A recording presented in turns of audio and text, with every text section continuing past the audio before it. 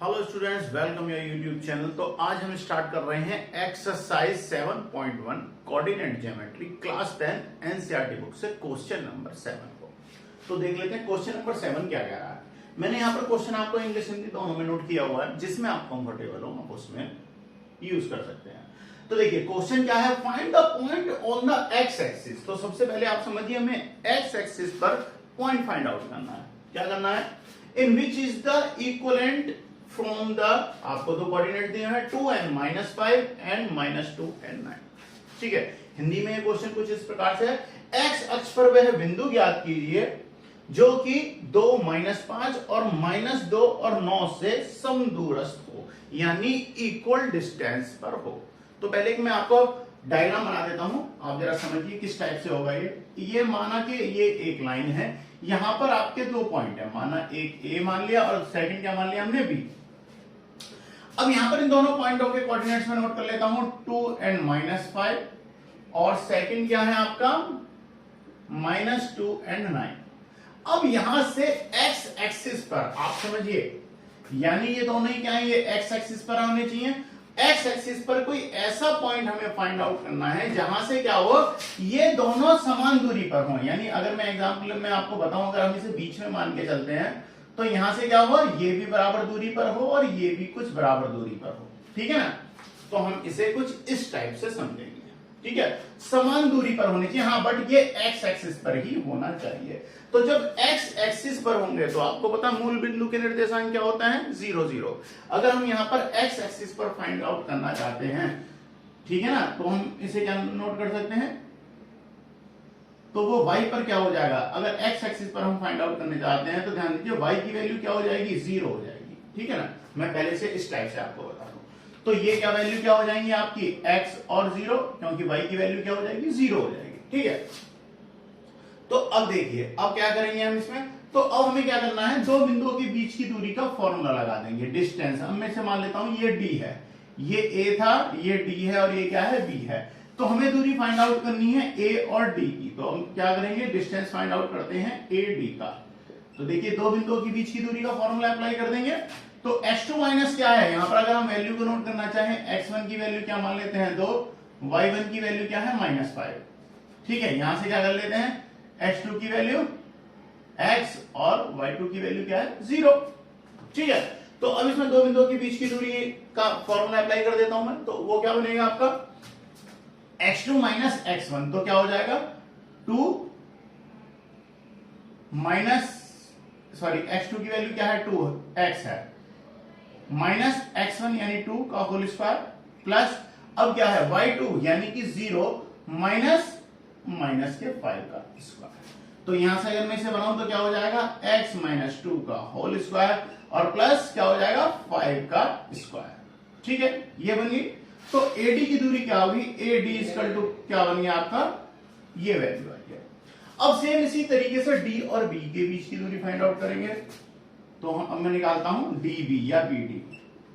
यहां पर भी क्या कर लेते, देखिए इसे मान लिया मैंने x1 x2 x1 y1 और ये हो गया आपके x2 y2। Same formula apply करेंगे, तो x2 माइनस x1 यानी -2 और माइनस क्या हो जाएगा x का होल स्क्वायर। ठीक है, ये हो जाएगा। और अब इसके बाद क्या कर देते हैं हम, अब यहां से मैं इसे बना देता हूं, यानी x2 माइनस x1 का होल स्क्वायर और प्लस y2 यानी कि 9 माइनस 0 का होल स्क्वायर। ठीक है, अब अगर मैं इसे बनाऊंगा a माइनस बी, अगर मैं इसे बनाता हूं तो देखिए फर्स्ट का एलिमेंट और माइनस सेकंड का एलिमेंट अगर मैं बनाऊंगा तो ये क्या हो जाएगा आपका, पहले से ऐसे ही सेम लिख लेते हैं हम, -2 माइनस x का होल स्क्वायर और प्लस क्या हो जाएगा 9। ठीक है, आगे से बताऊंगा कैसे सॉल्व करेंगे।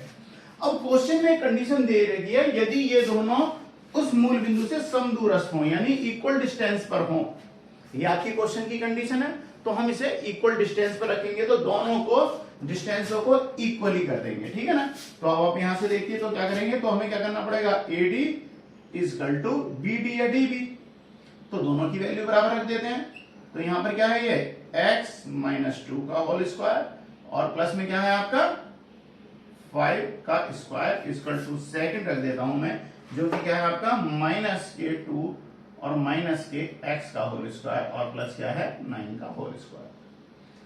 अंडर रूट से अंडर रूट आप कैंसिल कर देंगे, ठीक है। अंडर रूट से अंडर रूट क्या हो जाएगा, कैंसिल हो जाएगा, ठीक है ना। तो आप इसमें एक चीज और समझिए, अगर मैं बी डी को यहाँ पर बी डी की ये जो वैल्यू है आपकी x2 क्या है इसकी, x2 माइनस x1, ठीक है ना, ठीक है, कोई दिक्कत नहीं। अगर मैं यहां से माइनस को कॉमन ले लूंगा तो ये वैल्यू प्लस में चेंज हो जाएगी, ठीक है ना। तो एक काम करते हैं, माइनस कॉमन ले लेते हैं, इस वैल्यू को हम प्लस में चेंज कर देते हैं। अगर माइनस कॉमन ले लेंगे तो क्या हो जाएगी, वैल्यू हो जाएगी x+2, ठीक है। तो एक हम इसे प्लस में चेंज कर लेते हैं, क्या हो जाएगी x+2, ठीक है। तो अब देखिए स्क्वायर रूट से स्क्वायर रूट क्या हो गया, कैंसिल हो गया माइनस कॉमन लेने से। अब उसका अंडर रूट लोगे तो माइनस वैसे खत्म हो जाएगा, ठीक है ना, तो इसमें माइनस की कोई वैल्यू नहीं रहेगी। अंडर रूट से अंडर रूट क्या हो गया, कैंसिल। अब x-2 का होल स्क्वायर आइडेंटिटी अप्लाई कर दे तो क्या हो जाएगा, x² प्लस 4 माइनस क्या हो जाएगा 4x प्लस 5 का स्क्वायर करेंगे तो क्या हो जाएगा 25 इक्वल टू, दिखाई दे रहा है ना आपको, यहां तक विजिबल हो रहा है, हाँ जी, ठीक है। अब x+2 का होल स्क्वायर करूं तो x² प्लस 4 और क्या हो जाएगा प्लस के 4x और प्लस में 9 का स्क्वायर 81। तो देखिए x² से x² कैंसिल हो गया। अब थोड़ा साइड में मैं यहाँ पे नोट कर दे रहा हूं। अब हमारे पास क्या बचा है, माइनस के 4x, और अगर मैं 25 में 4 को ऐड करूंगा तो ये वैल्यू क्या हो जाएगी 29, क्या हो जाएगी स्टूडेंट 29, ठीक है। तो यहां से मुझे क्या मिलेगा 29 माइनस 4x इक्वल टू, यहां पर देखिए 4 को मैं 81 में ऐड करूंगा तो क्या हो जाएगा 85 और क्या हो जाएगा प्लस के 4x, ठीक है। अब हम क्या करेंगे, इन्हें साइड चेंज कर लेंगे, यानी x को एक तरफ ले लेता हूं और नंबर को मैं दूसरी तरफ ट्रांसफर कर देता हूं। तो देखिए माइनस के 4x और माइनस के फिर से क्या हो गया 4x, ये जो प्लस की वैल्यू है क्या हो जाएगी माइनस में हो जाएगी, इक्वल टू 85 है 29 जो प्लस की वैल्यू है साइड चेंज होने पर क्या हो जाएगी माइनस की वैल्यू हो जाएगी, ठीक है। तो अब हमें यहां से क्या मिलेगा, अब अगर मैं यहां से चेंज करता हूं तो देखिए -4 माइनस के 8x इक्वल टू 85 में से अगर मैं 29 को माइनस करता हूं तो वैल्यू क्या आएगी 56। तो x की वैल्यू यहां से क्या हो जाएगी, x इक्वल टू माइनस में हमें क्या मिल जाएगा 56/8 और 8 से हम इसे डिवाइड कर देंगे तो ये वैल्यू क्या मिलेगी आपको 7 या 8 7 क्या होता है 56, तो क्या वैल्यू मिलेगी -7।